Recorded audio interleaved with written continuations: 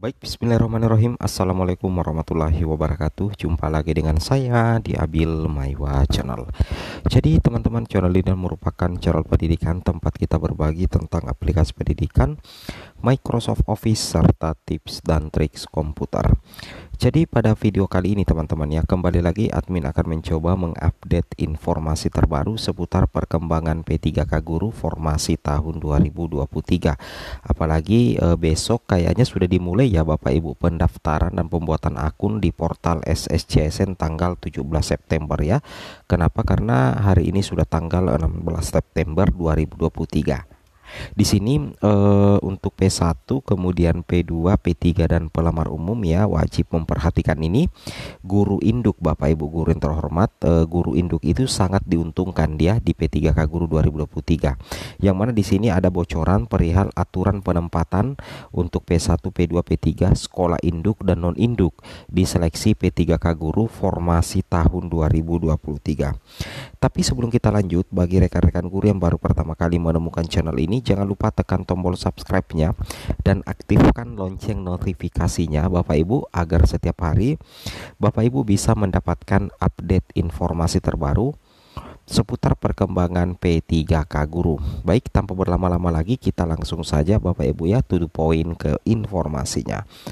Oke Bapak Ibu, perlu perhatikan bahwa untuk seleksi P3K Guru tahun 2023 itu sebenarnya ada dua mekanisme Bapak Ibu ya. Yang pertama itu adalah mekanisme penempatan dan mekanisme seleksi menggunakan cat ya. Jadi untuk mekanisme penempatan itu diberikan kepada guru lulus passing grade 2021 sepanjang daerahnya membuka formasi. Maka guru PG 2021 itu tinggal menunggu penempatan saja Bapak Ibu. Nah, kemudian penentuannya lagi di sini untuk P2, P3 dan pelamar umum yang nantinya itu mekanisme seleksi menggunakan cat BKN Bapak Ibu ya.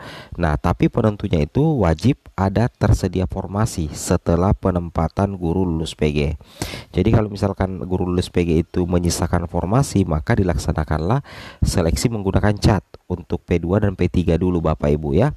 Nah, ingat ya, untuk P2 dan P3 nantinya itu akan ada dua tes Bapak Ibu. Yang pertama tes cat BKN dan yang kedua adalah seleksi wawancara. Begitu juga dengan pelamar umum, tes cat BKN kemudian tes wawancara. Nah, yang jadi pertanyaan, kalau P2 dan P3 itu adalah pelamar prioritas setelah guru PG, apakah ada perbedaan materi soal antara P2 P3 dengan pelamar umum? Di sini di bahan rakor kita bisa lihat Bapak Ibu buktinya ya. Di sini Bapak Ibu bisa perhatikan di bahan rakor untuk mekanisme seleksi menggunakan CAT ya untuk P2, P3 dan pelamar umum itu sama-sama nantinya akan menggunakan tes cat BKN. Tapi yang membedakan itu adalah materi kompetensinya Bapak Ibu. Materi soalnya. Kalau P2 dan P3 materi soal, materi kompetensi itu adalah standar kompetensi guru serta kinerja guru sesuai peraturan yang berlaku. Berarti ini bersifat observasi terhadap diri sendiri Bapak Ibu ya. Ini juga sudah pernah dikatakan oleh Prof Nunuk Suryani, seperti itu kira-kira. Kemudian nantinya itu materi, kalau pelamar umum materi kompetensinya itu terdiri dari kompetensi teknis, kompetensi manajerial dan kompetensi sosiokultural. Bapak Ibu perlu ketahui kalau untuk P2 dan P3 di tes cat BKN nantinya itu tidak menggunakan nilai ambang batas. Jadi P2 dan P3 tidak ada passing grade, tidak ada nilai ambang batas Bapak Ibu. Yang ada itu adalah perankingan nilai tertinggi untuk menentukan siapa yang akan mengisi formasi atau tidak. Seperti itu Bapak Ibu ya. Itu yang wajib Bapak Ibu pahami dan Bapak Ibu cermati. Nah, kemudian ini untuk afirmasi berlaku untuk semua peserta ya, termasuk afirmasi cerdik. Nah, baru-baru saja Bapak Ibu ya terbit Kemenpan RB nomor 649 ya tahun 2023 tentang mekanisme seleksi pegawai pemerintah dengan perjanjian kerja untuk jabatan fungsional guru pada instansi daerah tahun anggaran 2023. Nah, kemudian di sini Bapak Ibu bisa cek sendiri untuk kriteria pelamar ya pada kebutuhan khusus. Jadi nantinya itu ada pelamar pada kebutuhan khusus, ada pelamar pada kebutuhan umum. Ini berdasarkan Kemenpan RB nomor 649 ya. Jadi kriteria pelamar pada kebutuhan khusus itu adalah yang pertama pelamar prioritas, kemudian kedua ex tenaga honorer kategori 2 ya atau yang dikenal dengan P2, guru non aparatur sipil negara atau non ASN di sekolah sekolah negeri. Seperti itu kira-kira Bapak Ibu ya. Ini urutan kriteria pelamar pada kebutuhan khusus. Kemudian keenam adalah kriteria pelamar pada penetapan kebutuhan umum, itu lulusan PPG dan guru yang terdaftar di Dapodi Kementerian Pendidikan Kebudayaan Riset dan Teknologi dengan masa kerja di bawah 3 tahun dan tidak lolos PG Bapak Ibu ya. Oke, lanjut. Kemudian di sini Bapak Ibu perlu ketahui untuk urutan prioritas penempatan guru honorer baik induk maupun non-induk berdasarkan Kemenpan RB nomor 649 di sini sudah dijelaskan di diktum ke-12 pelamaran lowongan kebutuhan P3K jabatan fungsional guru tahun anggaran 2023 didahulukan secara berurutan ya. Bagi yang pertama itu yang didahulukan dulu adalah pelamar prioritas ya. Yang pertama itu adalah pelamar prioritas, berarti guru lulus passing grade Bapak Ibu. Kemudian XTHK 2 atau P2 dan guru non ASN di sekolah negeri atau P3. Kemudian di sini di bawahnya juga dijelaskan ya pelamar ya. Jadi intinya seperti itu Bapak Ibu. Nah, mengenai aturan penempatan sekolah induk non induk, di sini ada penjelasan terbaru ya dari Kemenpan RB soal pendaftaran P3K 2023. Di sini dibahasakan teman-teman ya. Honorer tanpa formasi akhirnya bisa tenang Bapak Ibu. Pendaftaran P3K 2023 Bapak Ibu ya akan segera dimulai pada tanggal 17 September ya. Jadi untuk pendaftaran P3K 2023 itu akan segera dimulai pada tanggal 17 September hingga 6 Oktober. Jadi agak lama waktunya. Jadi makanya Bapak Ibu jangan terburu-buru untuk mendaftar ya. Pelamar dari honorer maupun umum dihimbau untuk mencermati dahulu informasi lowongan di SSCSN pada tanggal 16 September sebelum memutuskan melamar. Pelamar jangan langsung mendaftar ya.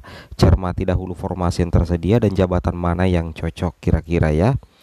Nah, kemudian dia mengingatkan honorer yang akan mendaftar P3K Guru 2023 untuk fokus pada instansi tempatnya mengabdi.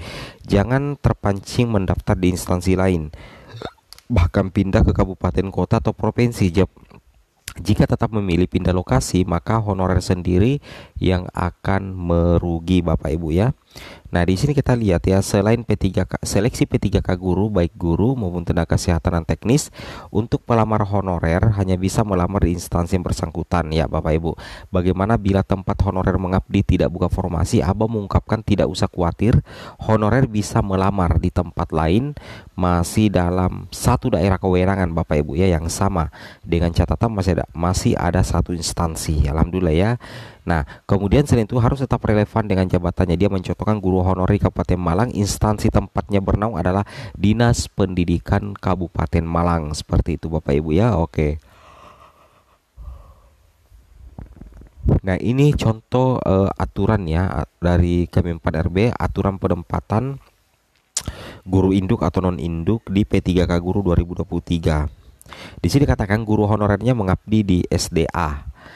Sedangkan SDA itu tidak ada formasi, namun di SDB atau SMPA punya formasinya dan relevan dengan jabatannya. Nah, jadi kalau kejadian seperti itu, maka yang bersangkutan bisa melamar di antara dua sekolah tersebut. Namun Abah mengingatkan lagi, bila sekolah yang dilamar itu ternyata ada pelamar prioritas atau honorer K2, maka yang diprioritaskan adalah honorer di sekolah induk tersebut. Nah, jadi seperti itu ya.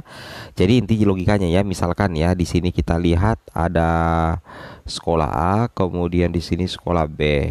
Nah, guru induk ini sekolah B-nya ya, ternyata di SD-nya itu tidak ada kebutuhan. Kemudian dia mencoba untuk melamar di sekolah A karena tetap dalam satu domisili. Tapi yang jadi persoalan itu adalah ya itu tadi Bapak Ibu ya. Oke, semoga ya. Jadi intinya seperti itu. Namun Abah mengingatkan lagi, bila sekolah yang dilamar itu ternyata ada pelamar prioritas dan honorer K2, maka yang diprioritaskan adalah honorer di sekolah tersebut dulu. Jadi bisa saja Bapak Ibu mendaftar P3K Guru di sekolah lain dalam satu instansi. Tetapi ingat, kalau misalkan ada guru honorernya di situ, maka yang diprioritaskan dulu adalah guru honorer induknya. Oke, semoga bermanfaat. Assalamualaikum warahmatullahi wabarakatuh.